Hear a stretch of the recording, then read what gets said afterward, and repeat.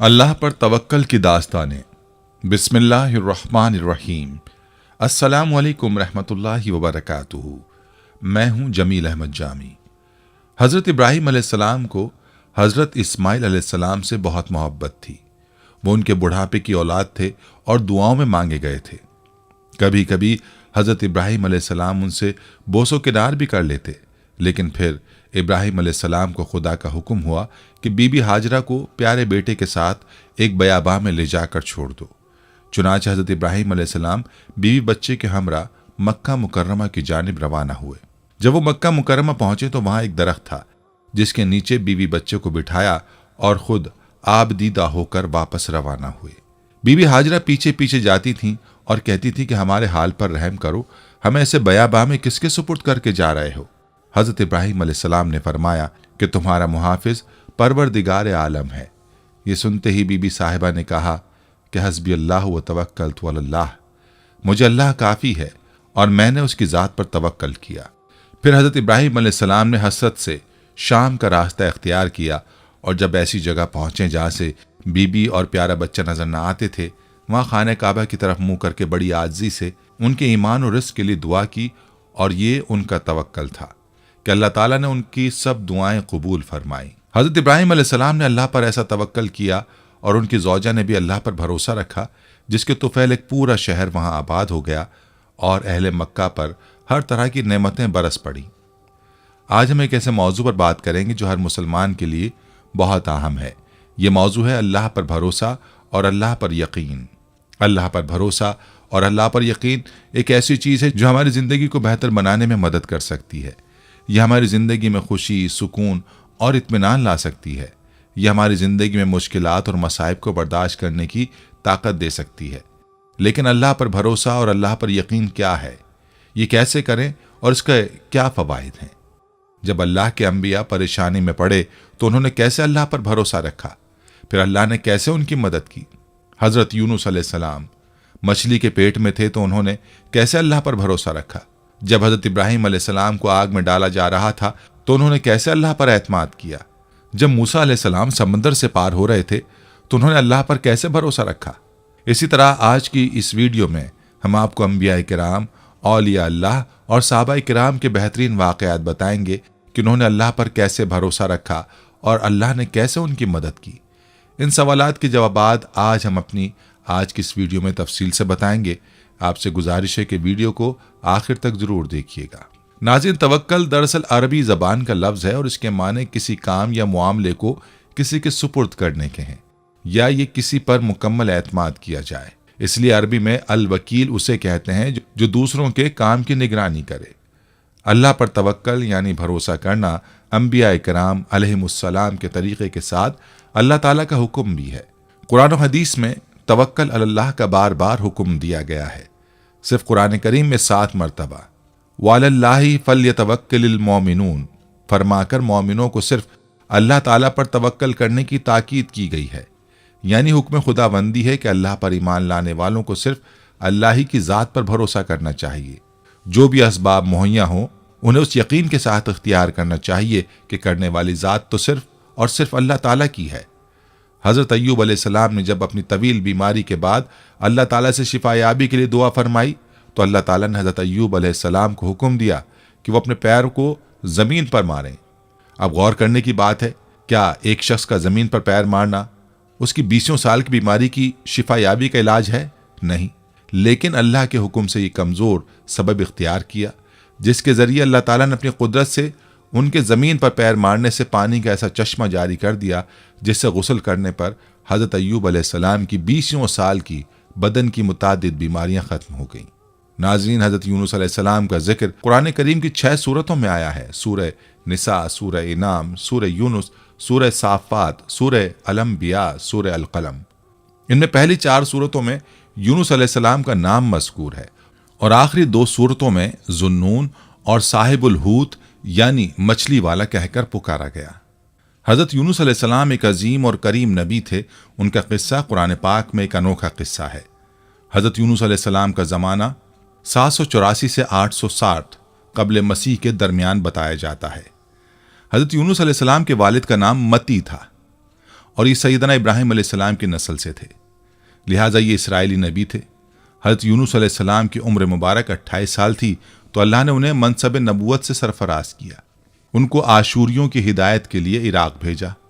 ये काफिर और मुशरिक लोग थे। इस कौम का मरकज़ उस वक्त नैनवा था, जिसके वसी खंडरात आज भी दरियाए दजला के मशरक़ी किनारे पर आबाद मौसल शहर के ऐन मुताबिक पाए जाते हैं। हज़रत यूनुस अलैहिस्सलाम ने आशूरियों को वादहू ला शरीक लहू की दावत दी तो उन्होंने हज़रत यूनुस अलैहिस्सलाम को झुटलाया और बुतों की परस्तिश करने से इनकार कर दिया और ऐसे कुफर पर डटे रहे। फिर उन्होंने यूनुस अलैहिस्सलाम पर जुल्म और सितम करना शुरू कर दिया। उन्हें धमकियां दी गईं और दावत हक का मजाक उड़ाया। तब यूनुस अलैहिस्सलाम उनकी मुसलसल मुखालफत से मुतासिर होकर कौम से खफा हो गए और उनको 3 दिन में आने वाले दर्दनाक अजाब इलाही की बद्दुआ दे दी। फिर तीसरे दिन आने पर पहले ही आधी रात को बस्ती से निकल गए। दिन के वक्त जब अजाब कौम के शहरों पर पहुंच गया तो उन्होंने हज़रत यूनुस अलैहिस्सलाम को तलाश किया, मगर वो ना मिले। हज़रत यूनुस अलैहिस्सलाम का अपनी कौम से नाराज़ होकर चले जाना हिजरत थी, मगर उन्हें इसका हुक्म नहीं दिया गया था। वो अजाब की इत्तला देने के बाद अल्लाह की इजाज़त के बगैर अपना इलाका छोड़कर चले गए थे। आसार अजाब देखकर जब आशूरियों ने तौबा इस्तग़फ़ार की तो अल्लाह ने उन्हें मुआफ़ फरमा दिया। कुरान मजीद में अल्लाह के दस्तूर के जो उसूल बयान किए गए हैं उनमें से एक ये भी है कि अल्लाह ताला किसी कौम को उस वक्त तक अजाब नहीं देता जब तक वो अपनी हुज्जत पूरी नहीं कर लेता। बस नबी ने उस कौल को मोहलत के आखिरी लम्हे तक नसीहत का सिलसिला जारी ना रखा और अल्लाह के मुकर्रर करदा वक्त से पहले वो खुद हिजरत कर गए तो अल्लाह ताला के इंसाफ ने उस कौम को अजाब देना गवारा ना किया, क्योंकि उन पर हुज्जत तमाम की शराइत पूरी ना हुई। तब उन्हें मुआफ़ फरमा दिया। हज़रत यूनुस अलैहिस्सलाम फ़रात के किनारे पहुंचे तो एक कश्ती को मुसाफिरों से भरा हुआ पाया। हज़रत यूनुस अलैहिस्सलाम कश्ती में सवार हो गए और कश्ती ने लंगर उठाया। पूरे दिन कश्ती समंदर में सुकून से चलती रही। अचानक ऊंची ऊंची लहरें उठने लगी। लोगों ने अपना साजो सामान समंदर में फेंक दिया कि कश्ती का बोझ कम हो जाए, लेकिन कश्ती का बोझ फिर भी कम ना हुआ। जब कश्ती डगमगाने लगी तो कश्ती के गर्क होने का यकीन होने लगा। अहले कश्ती ने अपने अकीदे के मुताबिक कहा कि ऐसा मालूम होता है कि कश्ती में कोई गुलाम अपने आका से भागा हुआ है। जब तक उसको इस कश्ती से जुदा ना किया जाएगा निजात मुश्किल है। हज़रत यूनुस अलैहिस्सलाम ने सुना तो उनको तंबी हुई कि अल्लाह ताला को मेरा नैनवा से वही का इंतज़ार किए बगैर इस तरह चले जाना पसंद नहीं आया और ये मेरी आजमाइश के आसार हैं। ये सोचकर उन्होंने अहले कश्ती से फरमाया कि मैं वो गुलाम हूँ जो अपने आका से भागा हुआ हूँ, मुझे कश्ती से बाहर फेंक दो। मगर मल्ला और अहले कश्ती उनकी पाकबाजी से इस कदर मुतासिर थे कि उन्होंने ऐसा करने से इनकार कर दिया और आपस में तय किया कि कुरानदाजी की जाए। चुनाचे 3 मरतबा कुरानदाजी की गई और तीनों मरतबा कुरानदाजी में हज़रत यूनुस अलैहिस्सलाम का नाम निकला। तब मजबूर होकर उन्होंने हज़रत यूनुस अलैहिस्सलाम को दरिया में डाल दिया या वो खुद दरिया में कूद गए। उस वक्त खुदा ताला ने मछली को हुक्म दिया कि इन्हें निगल लो, ये तुम्हारी ग़िज़ा नहीं है, इसलिए इनके जिस्म पर कोई तकलीफ नहीं होनी चाहिए। मछली ने यूनुस अलैहिस्सलाम को अपने पेट में निगल लिया। यूनुस अलैहिस्सलाम ने जब मछली के पेट में खुद को जिंदा पाया तो बारगाह इलाही में अपनी निदामत का इजहार किया कि क्यों वो वही इलाही का इंतज़ार किए बगैर, अल्लाह से इजाज़त लिए बगैर उम्मत से नाराज़ होकर नैनवा से निकल आए। हज़रत यूनुस अलैहिस्सलाम ने मछली के पेट में अल्लाह को पुकारा। उन पर 3 अंधेरे इकट्ठे हो गए थे, रात का अंधेरा, मछली के पेट का अंधेरा और समंदर का अंधेरा। अगर वो ये तस्बीह ना फरमाते तो क़यामत तक मछली के पेट में रहते। आखिरकार वो अंधेरों में पुकार उठे, ला इलाहा इल्ला अंता सुब्हानका इन्नी कुन्तु मिनज़ ज़ालिमीन, जिसका तर्जुमा है, इलाही तेरे सिवा कोई माबूद नहीं है, तू यकता है, मैं तेरी पाकी बयान करता हूँ। बिलाशुबा मैं अपने नफ्स पर खुद ही जुल्म करने वाला हूँ। जो भी मुसलमान अपनी किसी हाजत में ये दुआ मांगेगा, अल्लाह उसकी ये दुआ ज़रूर कबूल करेंगे। ये कबूल दुआओं में से एक दुआ है। इब्न हातिम में है कि हुजूर अलैहिस्सलातु वस्सलाम फरमाते हैं कि जब यूनुस अलैहिस्सलाम ने ये दुआ की तो ये कलिमात अर्श के गिर्द घूमने लगे। फरिश्ते कहने लगे कि ये बहुत दूर दराज जगह से आवाज़ आ रही है, लेकिन कान इससे पहले इससे आशना ज़रूर हैं। आवाज़ बहुत ज़ईफ़ है। अल्लाह ताला ने हज़रत यूनुस अलैहिस्सलाम की दर्द भरी आवाज़ को सुना तो फरमाया, क्या तुम इस आवाज़ को नहीं पहचानते? उन्होंने कहा नहीं। फरमाया, ये मेरे बंदे यूनुस की आवाज़ है। फरिश्तों ने कहा, वही यूनुस जिसके पाक अमल कबूल शुदा हर रोज़ तेरी तरफ चढ़ते थे और जिसकी दुआएं तेरे पास कबूल थीं। इलाही, जैसे वो आराम के वक्त नेकियां करता था तो उसकी मुसीबत के वक्त उस पर रहम कर। तो उसी वक्त अल्लाह ताला ने मछली को हुक्म दिया कि वो आपको बगैर किसी तकलीफ के समंदर के किनारे पर उगल दे। रिवायत में आता है कि यूनुस अलैहिस्सलाम मछली के पेट में 3 दिन, 7 दिन, 40 दिन या चंद घंटे तस्बीह करते रहे। चुनाचे मछली ने अल्लाह के हुक्म से समंदर के किनारे पर उगल दिया। हजरत अब्दुल्ला बिन मसूद रजी अल्लाह अन्हु फरमाते हैं कि मछली के पेट में रहने की वजह से उनका जिस्म ऐसा हो गया था जैसे कि परिंदे का पैदाशुदा बच्चा जिसका जिस्म नर्म होता है और जिस्म पर बाल तक नहीं होते। गर्ज यूनुस अलैहिस्सलाम बहुत नहीफ और नातवा हालत में खुश्की पर डाल दिए गए थे। इसके बाद अल्लाह ताला ने साहिल पर एक बेलदार दरख्त उगाया। हजरत अबू हुरैरा रजी अल्लाह अन्हु फरमाते हैं कि जब मछली ने यूनुस अलैहिस्सलाम को खुले मैदान में डाला तो अल्लाह ताला ने आप पर यक़तीन की बेल उगा दी। उनसे पूछा गया कि यक़तीन किसे कहते हैं? फरमाया कद्दू के पौधे को। इसके अलावा अल्लाह ने उनके लिए एक जंगली बकरी भेज दी जो जमीन की घास और जड़ी बूटियां खाती थी और सुबह शाम आपको दूध पिलाती थी, हत्ता कि आपकी तवानाई लौट आई। हजरत यूनुस अलैहिस्सलाम दरख्त के साए में झोंपड़ी बनाकर रहने लगे। चंद दिनों बाद ऐसा हुआ कि उस बेल की जड़ में अल्लाह ताला की तरफ से कीड़ा लग गया और उसने जड़ को काट डाला। जब बेल सूखने लगी तो यूनुस अलैहिस्सलाम को बहुत दुख हुआ। तब अल्लाह ताला ने वही के जरिए उनको मुखातिब किया और फरमाया, यूनुस तुम इस बेल के सूखने पर कितने रंज का इजहार कर रहे हो, जो एक हकीर सी चीज है, मगर तुमने ये ना सोचा कि नैनवा की 1 लाख से ज्यादा आबादी जिसमें इंसान बस रहे हैं, उनके अलावा जानदार भी आबाद हैं, उसको बर्बाद और हलाक कर देने में क्या हमको कोई नागवारी नहीं होगी? और क्या हम उनके लिए इससे ज्यादा शफीक व मेहरबान नहीं है जितना कि तुझको इस बेल से उन्स है, जो तुम वही का इंतजार किए बगैर कौम को बद्दुआ देकर उनके दरमियान से निकल आए। एक नबी की शान के नजदीक ये मुनासिब न था वो कौम के हक में अजाब की बद्दुआ करते और उनसे नफरत करके जुदा हो जाने में उजलत कर ले और वही का इंतजार भी ना करे। यूनुस अलैहिस्सलाम की बस्ती छोड़ देने के बाद नैनवा के लोगों को यकीन हो गया था यूनुस अलैहिस्सलाम की बस्ती छोड़ देने के बाद नैनवा के लोगों को यकीन हो गया था कि वो जरूर खुदा के सच्चे पैगंबर हैं और अब हलाकत यकीनी है। तब ही यूनुस अलैहिस्सलाम हमसे जुदा हो गए। ये सोचकर फौरन बादशाह से लेकर रियाया तक सबके दिल खौफ और दहशत से कांप उठे और यूनुस अलैहिस्सलाम को तलाश करने लगे ताकि उनके हाथ पर इस्लाम की बैत करें और साथ ही खुदा ताला से तौबा इस्तग़फ़ार करने लगे और हर किस्म के गुनाहों से किनारा कश होकर आबादी से बाहर मैदान में निकल आए और बारगाह इलाही में बुलंद आवाज़ में ये इकरार करते रहे, जिसका तर्जुमा है, ए हमारे रब, यूनुस अलैहिस्सलाम जो तेरा पैगाम हमारे पास लेकर आए हैं, हम उसकी तस्दीक करते हैं और हम उस पर ईमान लाते हैं। आखिरकार अल्लाह पाक ने उनकी दुआ कबूल फरमाई और उनको अज़ाब इलाही से महफूज रखा। बहरहाल यूनुस अलैहिस्सलाम को अल्लाह पाक ने सेहत और तंदुरुस्ती देकर अब दोबारा नैनवा जाने का हुक्म दिया कि कौम में रहकर उनकी रहनुमाई फरमाई जाए। चुनांचे हज़रत यूनुस अलैहिस्सलाम नैनवा वापस तशरीफ़ ले गए। कौम के लोगों ने जब उन्हें देखा तो खुशी का इजहार किया। हज़रत यूनुस अलैहिस्सलाम की ज़िंदगी नैनवा में ही गुजरी और वहीं उनका इंतकाल हुआ और वहीं उनकी कब्र थी, जो नैनवा की तबाही के बाद नामालूम हो गई। इस किस्से में सबक यह है कि किसी भी हाल में अल्लाह की रहमत से मायूस नहीं होना चाहिए और ना ही हिदायत के मामले में अपनी ज़ात पर भरोसा करना चाहिए। हिदायत तो बस अल्लाह ही की तरफ से है, आपके ज़िम्मे तो बस पैगाम हक पहुँचाना है। नाज़रीन, हज़रत मूसा अलैहिस्सलाम एक ग़ुलाम के बेटे थे। आप अलैहिस्सलाम कोई शहज़ादे नहीं थे बल्कि ग़ुलाम कौम के एक फ़र्द थे, लेकिन आप अलैहिस्सलाम की परवरिश बादशाह के महल में शहज़ादों की तरह ऐशो इशरत में हुई थी। आप किसी पर जुल्म होता नहीं देख सकते थे और हमेशा मजलूमों की मदद किया करते थे। एक दिन अपनी कौम के एक फ़र्द की मदद करते हुए आप अलैहिस्सलाम से नादानिस्ता दुश्मन कौम के एक शख्स का कत्ल हो जाता है, जिस पर आप पशेमान होते हैं और समझ जाते हैं कि यह शैतानी काम है जो आपसे अनजाने में सरजद हो गया। बेशक वो शैतान सरीहन बहकाने वाला दुश्मन है। इस बात का एहसास होते ही आप अलैहिस्सलाम अपने रब से माफ़ी मांगते हैं। कहते हैं, परवरदिगार, बेशक मैंने अपने नफ्स के लिए मुसीबत मोल ले ली है, तू मुझे बख्श दे। तो रब ने उन्हें बख्श दिया। बेशक वही बख्शने वाला मेहरबान है। दूसरे दिन सुबह आप अलैहिस्सलाम खतरे को भांपते और डरते हुए जब शहर पहुंचते हैं तो शहर के आखिरी किनारे से एक शख्स दौड़ता हुआ आता है और कहता है, मूसा, बेशक दरबार वाले आपके कत्ल का मशवरा कर रहे हैं, तो निकल जाइए। बेशक मैं आप अलैहिस्सलाम की खैर खाहों में से हूँ। यह खबर सुनते ही आप अलैहिस्सलाम डर कर वहाँ से चुपके से निकल खड़े होते हैं। साथ ही दुआ करते हैं कि ऐ परवरदिगार, मुझे जालिम कौम से बचा ले। आप अलैहिस्सलाम मदैन जाने का इरादा करते हैं और मदैन की तरफ रुख करके कहते हैं, मुझे उम्मीद है कि मेरा रब मुझे ठीक रास्ते पर डाल देगा। जब आप अलैहिस्सलाम मदैन के एक कुएं पर पहुंचते हैं तो देखते हैं कि वहां लोगों की एक जमात अपने मवेशियों को पानी पिला रही है और एक तरफ 2 औरतें अपनी बकरियों को रोके खड़ी हैं। आप अलैहिस्सलाम उन औरतों से पूछते हैं कि तुम दोनों यूं क्यों खड़ी हो?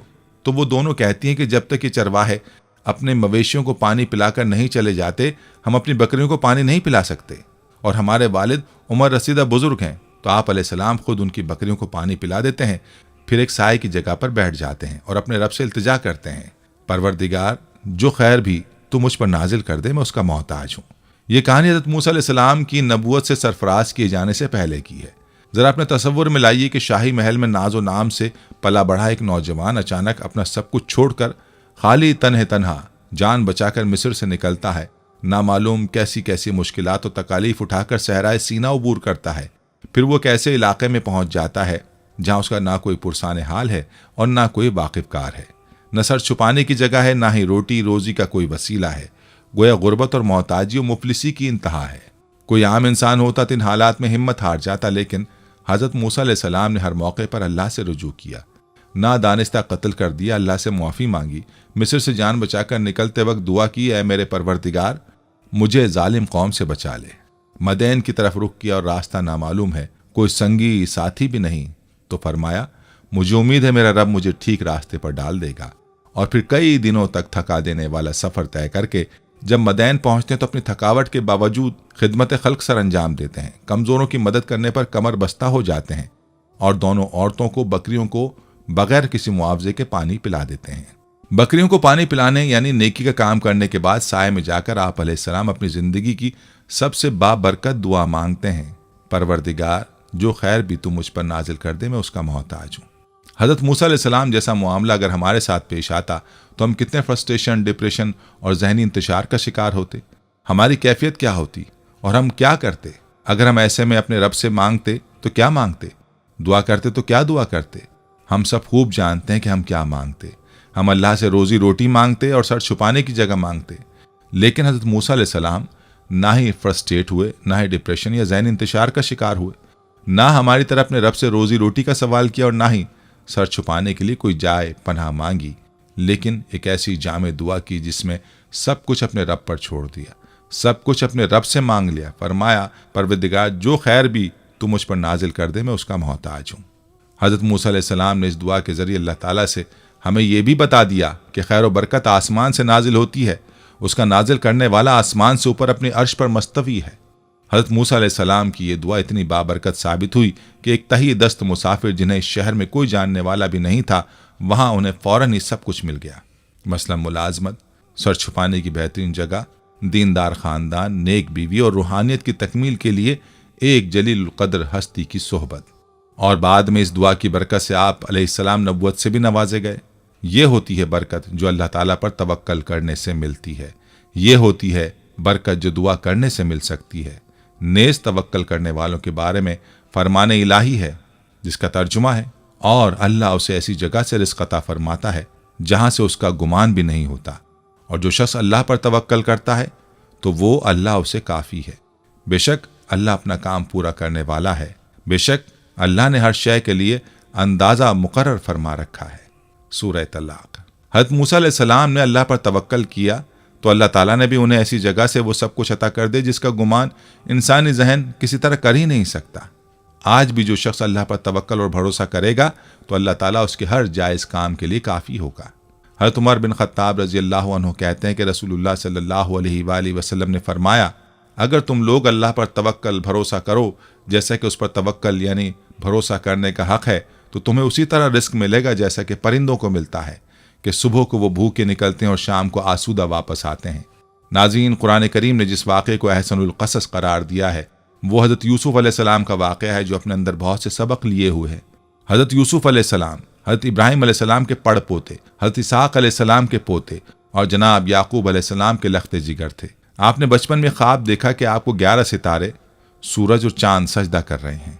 आप अलैहिस्सलाम ने अपने वालिद गिरामी से इस ख्वाब को बयान किया। हज़रत याकूब अलैहिस्सलाम ने जनाब यूसुफ़ अलैहिस्सलाम को इस बात की नसीहत की कि आप अलैहिस्सलाम ने अपने इस ख्वाब को अपने भाइयों के सामने बयान नहीं करना।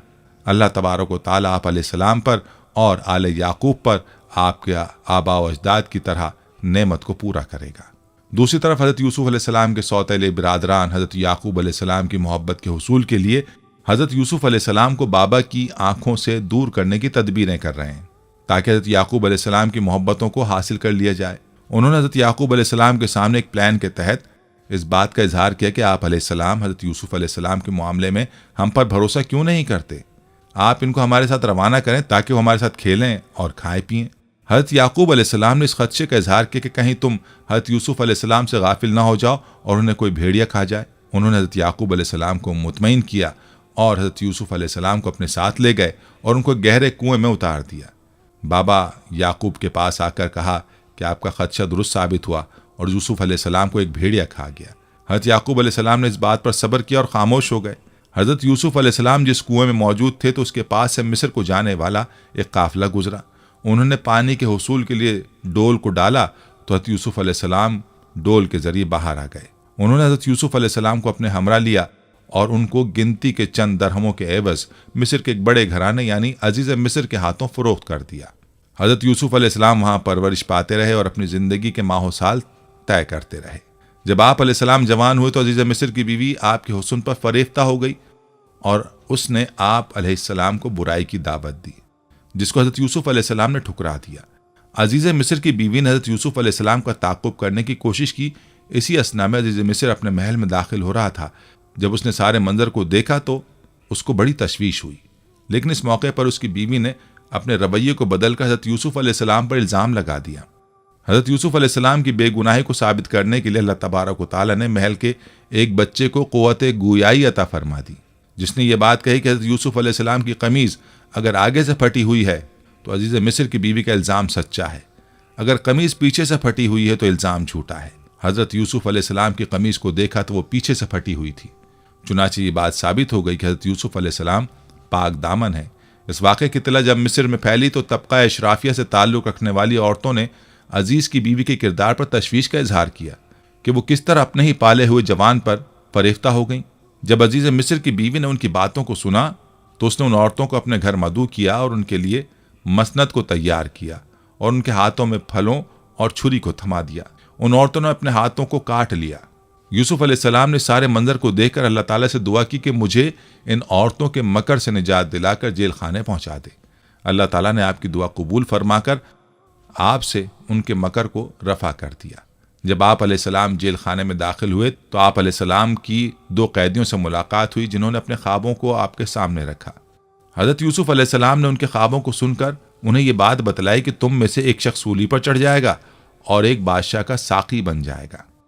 साक़ी बनने वाले कैदी से आपने कहा कि बादशाह वक्त से मेरी बाबत जिक्र करना। कैदी आज़ाद होने के बाद बादशाह वक्त का साक़ी बन गया, लेकिन वो बादशाह वक्त के सामने हज़रत यूसुफ अलैहिस्सलाम का जिक्र करना भूल गया। कई बरस गुजरने के बाद बादशाह मिस्र को ख्वाब आया कि 7 कमज़ोर गायें 7 मोटी ताज़ी गायों को खा रही हैं, जबकि बाकी खुश्क बालियां हैं। बादशाह वक्त के साक़ी को फिलफौर हज़रत यूसुफ अलैहिस्सलाम की याद आई। वो यूसुफ अलैहिस्सलाम के पास पहुंचा तो उन्होंने ये बात कही कि 7 साल खुशहाली के बाद 7 साल आलमगीर कहत पूरी दुनिया को अपनी लपेट में ले लेगा। खुशहाली के सालों में अगर गल्ले की तदवीन कर ली जाए तो उससे लोगों की ग़िज़ाई ज़रूरियात पूरी हो जाएंगी और कहत साली के असरात से बच जाएंगे। हज़रत यूसुफ अलैहिस्सलाम की ताबीर को सुनने के बाद बादशाह मिस्र ने हज़रत यूसुफ अलैहिस्सलाम को अपने करीब कर लिया। इस मौके पर हज़रत यूसुफ अलैहिस्सलाम ने वज़ीर ख़जाना की जिम्मेदारियों को इख्तियार कर लिया। बाद अज़ां आप अजीज़ मिस्र बन गए और मिस्र के इंतज़ामी उमूर आप अलैहिस्सलाम के हाथ में आ गए। जब खुशहाली के सालों के बाद आलमगीर कहत ने पूरी दुनिया को अपनी लपेट में ले लिया तो जहाँ पर दुनिया के दीगर मकामात के लोग इसके ज़ेर असर आए, वहीं पर हज़रत यूसुफ अलैहिस्सलाम के भाई भी इस कहत के असरात की जद में आए। तो जब उन्हें इस बात की इत्तला मिली कि मिस्र से गल्ला मिल सकता है तो वो भी आप अलैहिस्सलाम से गल्ले के उसूल के लिए पहुँच गए। हज़रत यूसुफ अलैहिस्सलाम के सौतेले भाई उनके पास आए तो उन्होंने उनको पहचान लिया। उनको बातों बातों में उनके ख़ानदान के बारे में मालूमात ली और ये बात कही कि अगली मर्तबा जब तुम आओ तो अपने छोटे भाई को भी लेकर आना। जब हज़रत यूसुफ अलैहिस्सलाम के भाई जाने लगे तो उनकी पूंजी को भी उनके सामने डाल दिया गया। जब वो वापस पहुंचे तो उन्होंने जनाब याकूब अलैहिस्सलाम के सामने अजीज़ मिस्र की ख्वाहिश पर भाई बिन्यामीन को साथ चलने के लिए कहा। अजीज़ मिस्र की ख्वाहिश पर भाई बिन्यामीन को भी साथ लेकर जाने को कहा। हज़रत याकूब अलैहिस्सलाम इस बात पर आमादा ना थे, लेकिन जब सामान से पूंजी भी बरामद हो गई तो याकूब अलैहिस्सलाम हज़रत बिन्यामीन को साथ रवाना करने पर आमादा और तैयार हो गए। हज़रत बिन्यामीन को लेकर जब भाई पहुंचे और गल्ले को तोला गया तो हज़रत यूसुफ अलैहिस्सलाम ने एक तदबीर के जरिए बिन्यामीन को अपने पास रोक लिया। हज़रत बिन्यामीन की बाजियाबी के लिए भाइयों ने इल्तिजाएं की, लेकिन हज़रत यूसुफ अलैहिस्सलाम हज़रत बिन्यामीन को साथ रवाना करने पर आमादा ना हुए। जब काफिले वाले हज़रत याकूब अलैहिस्सलाम के पास पहुंचे और उनको इस बात की इत्तला दी गई कि आपके बेटे बिन्यामीन को चोरी के जुर्म में गिरफ्तार कर लिया गया तो हज़रत याकूब अलैहिस्सलाम इस बात पर इंतहाई दिल गिरफ्तार हुए और आपकी बीनाई भी आपके आंसुओं के साथ गुल हो गई। हज़रत याकूब अलैहिस्सलाम ने ऐसे आलम में अपने बेटों को इस बात की नसीहत की कि जाओ जाकर बिन्यामीन और यूसुफ को तलाश करो और अल्लाह की रहमत से नाउमीद ना होना। अब की मर्तबा जब बाज भाई गए तो इस मर्तबा खरीदारी के लिए उनके पास जमा पूंजी मौजूद ना थी। उन्होंने बड़ी दिल गिरफ्तगी से अजीज मिस्र के सामने इस बात का इजहार किया कि आपसे हम सदका लेने आए हैं, आप हमें सदका दे दें। हज़रत यूसुफ अलैहिस्सलाम ने अपने भाइयों के लबों से जब अल्फाज सुने तो आप अलैहिस्सलाम ने कहा, मैं ही यूसुफ हूँ और ये मेरा भाई है, अल्लाह ने हम पर करम किया। उस वक्त हज़रत यूसुफ अलैहिस्सलाम ने उनको भी मुआफ़ कर दिया और आप अलैहिस्सलाम ने अपनी कमीज़ को उतारा और फरमाया कि इसको हज़रत याकूब अलैहिस्सलाम के चेहरे पर डाल दिया जाए तो उनकी बीनाई वापस आ जाएगी। हज़रत याकूब अलैहिस्सलाम अपने घर में मौजूद थे। उन्होंने अपने घर मौजूद बेटों से कहा कि मुझे यूसुफ की खुशबू आ रही है, तो बेटों ने बाज़ बेअदबी के अल्फाज कहे। इसी असना में जब बाहर से आने वाले भाई जब घर पहुंचे और कमीज़ पर आपको डाला गया तो आपकी बीनाई वापस आ गई। बेटे शर्मसार हुए, आपने उनकी ख़ता को मुआफ़ फरमा दिया और तमाम अहले खाना में से रवाना हुए, जहाँ यूसुफ अलैहिस्सलाम ने अपने वालिदैन को तख्त पर बिठाया और आपके वालिदैन और भाई आपके सामने सजदा रेज़ हो गए। यूँ हज़रत यूसुफ अलैहिस्सलाम के ख्वाब की ताबीर मुकम्मल हो गई। दोस्तों, हज़रत यूसुफ अलैहिस्सलाम का किस्सा सब्र और इस्तकामत और अल्लाह पर तवक्कल की उम्दा मिसाल है। हज़रत यूसुफ अलैहिस्सलाम ने हर बड़ी से बड़ी आजमाइश में अल्लाह पर भरोसा रखा। अल्लाह ने उन्हें कुएं से लेकर मिस्र के कैद खाने समेत हर जगह आजमाया। बिलाखिर अपने तवक्कल के बलबूते पर हज़रत यूसुफ अलैहिस्सलाम ने एक अज़ीमुश्शान सल्तनत पर हुकूमत की। दोस्तों, हज़रत मरियम अलैहिस्सलाम ने जब अल्लाह के हुक्म से बग़ैर बाप के हज़रत ईसा अलैहिस्सलाम को जना तो उनके लिए हुक्म खुदाबंदी हुआ कि खजूर के तने को हिलाएं, यानी हरकत दें। उससे जब पकी हुई ताज़ा खजूरें झड़ें तो उनको खाएं। अल्लाह ताला ने अपनी कुदरत से हज़रत मरियम अलैहिस्सलाम को बग़ैर किसी सबब के भी खजूर खिला सकते थे, लेकिन दुनिया के दारुल असबाब होने की वजह से हुक्म हुआ कि खजूर के तने को अपनी तरफ हिलाओ। चुनांचे हज़रत मरियम ने हुक्म खुदाबंदी की तामील में खजूर के तने को हरकत दी।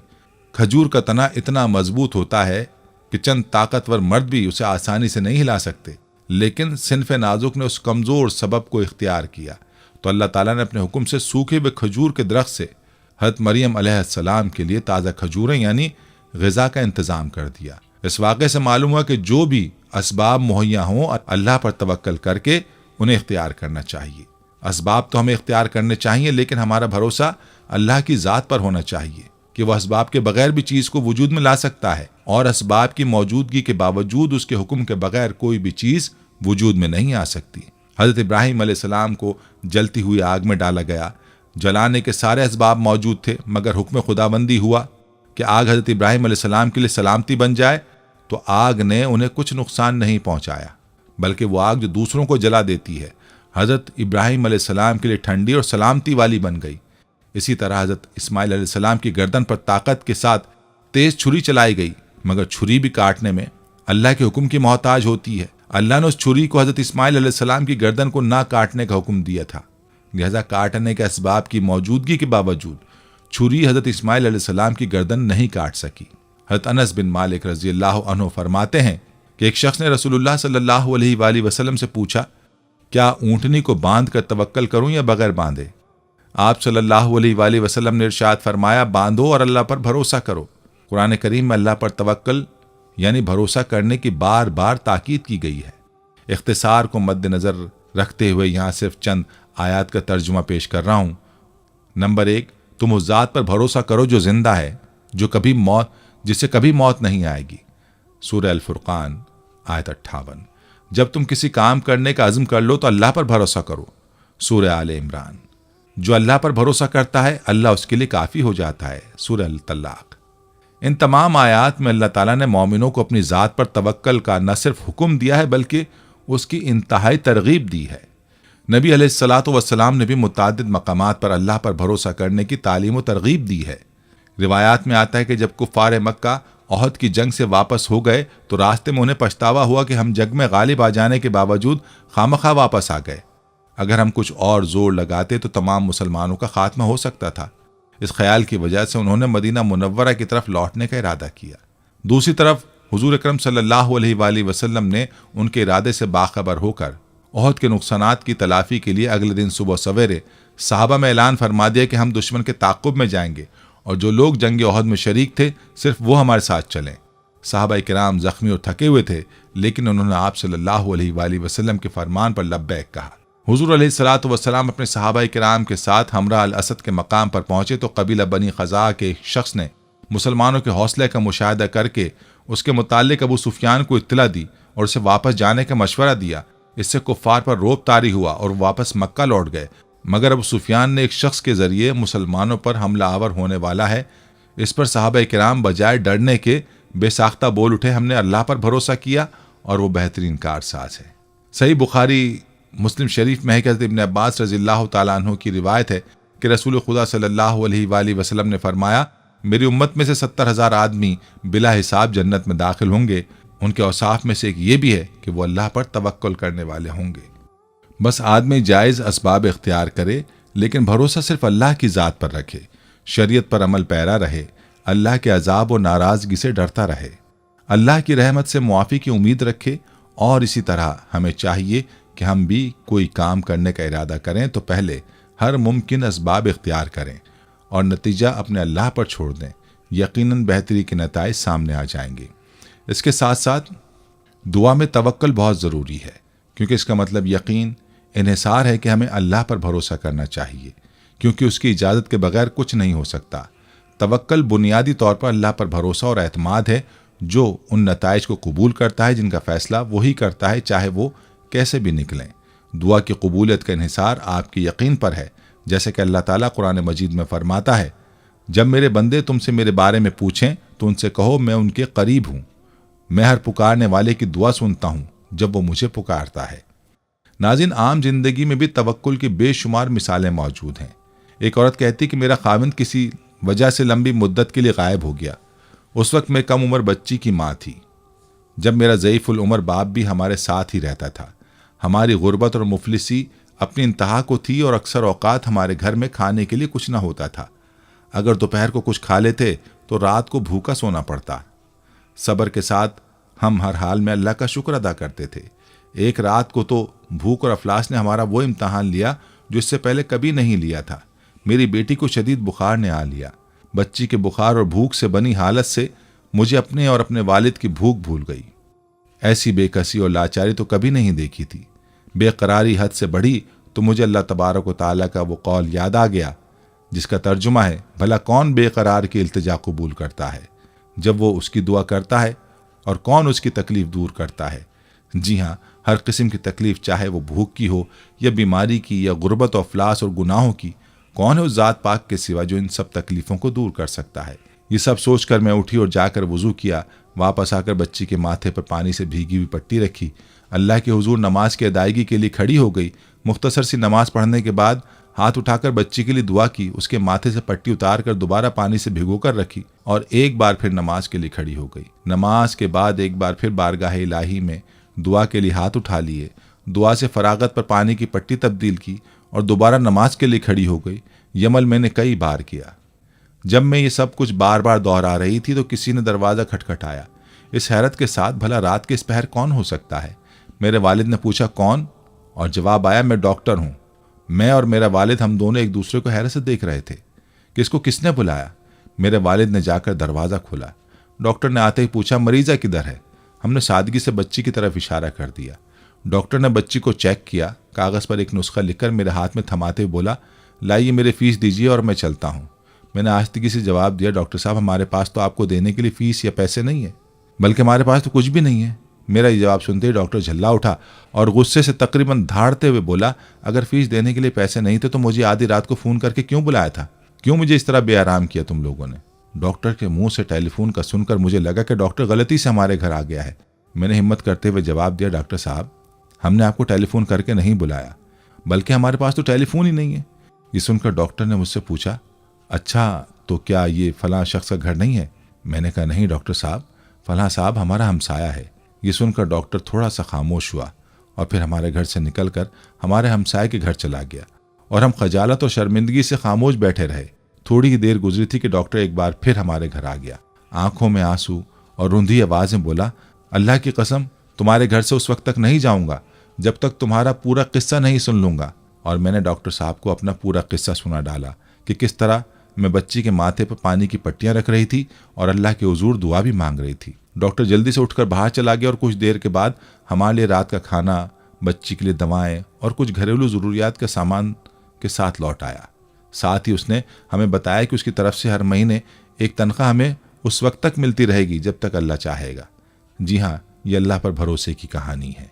हकीमुल उम्मत हज़रत मौलाना अशरफ अली थानवी रहमतुल्लाह अलैह ने एक अजीब वाक़या नकल फरमाया है, तस्हील के लिए अपनी ज़बान में नकल करता हूँ। फरमाया, संदेला हिंदुस्तान में एक मकाम है, वहाँ का वाक़या है। वहाँ एक मरतबा इमसा के 12 हुआ। बारिश न होने की वजह से कहत पड़ गया। मखलूक परेशान हो गई। कई रोज़ तक इस्तिस्क़ा की नमाज पढ़ी गई मगर बारिश नहीं हुई। आखिर मकामी तवाइफ़ों का एक गिरोह वहाँ के मालदार लोगों से आकर मिला और अर्ज़ किया कि बारिश न होने की वजह हमारी बदआमाली, सियाहकारी और हमारी नहूसत है। इस्तिस्क़ा की नमाज़ें भी पढ़ी गईं मगर बारिश नहीं हुई। आप हमें इजाज़त दीजिए कि हम भी मैदान में जमा होकर तौबा करें। लेकिन हमारी दरख्वास्त है, जब हम मैदान में जमा हों तो ये इंतज़ाम कर दीजिए कि वहाँ हमारे पास कोई शख्स ना आए। ऐसा ना हो कि अल्लाह की रहमत के बजाय अल्लाह का गज़ब नाजिल हो। लोगों ने उनके इस जज्बे को सराहा और उस मकाम को चारों तरफ से घेर दिया। वो सब वहाँ पहुँची और सजदे में पड़कर रोना शुरू कर दिया और नदामत के साथ कहा, अल्लाह, ये हमारी नहूसत है, हम बहुत गुनाहगार और सियाहकार हैं, हमारी वजह से मखलूक को परेशान ना कीजिए। और काफ़ी आहोजारी के बाद दुआ की कि या अल्लाह, बारिश को नाजिल फरमा दीजिए। जिन्होंने ये वाक़या हज़रत को सुनाया उन्होंने सजदे से सर ना उठाया था कि बारिश हो गई। सुभान अल्लाह, उन औरतों का ईमान तो देखिए कि अपनी सियाहकारियों के बावजूद अल्लाह पर तवक्कुल था कि हमारी दुआ भी ज़रूर सुनेंगे। राक़े मर्ज़ करता है कि उनकी दुआ से बारिश भी हुई और गालिबन हिदायत की बारिश भी हुई। वो हिदायत से महरूम ना रही होंगी। यहाँ मुमकिन है कि कोई शुबा करे कि इमामों की नमाज इस्तिस्क़ा तो शरीयत ने बारिश के लिए ही तालीम की है। इन नमाजों से बारिश क्यों ना हुई और बाजारी औरतों के रोने से बारिश हो गई। यानी हम ज़ाहिर और अल्फाज को नहीं देखते, हम तो दिल को और दिल के खुशू को देखते हैं। जिस दिल में खुशू और खुजू ना हो, खुश्क तकवा हमारे दरबार में काबिल कदर नहीं है। नाज़रीन, ये थी हमारी आज की वीडियो। उम्मीद है कि आपको हमारी आज की ये वीडियो पसंद आई होगी। अगर वीडियो पसंद आई है तो इसको लाइक करें और अपने प्यारों और दोस्तों के साथ ज़रूर शेयर करें। कमेंट्स में आप हमें बताएं कि आप और किन मौज़ूआत पर वीडियो देखना चाहते हैं। इसके साथ साथ आप कमेंट्स में हमसे सवालात भी पूछ सकते हैं।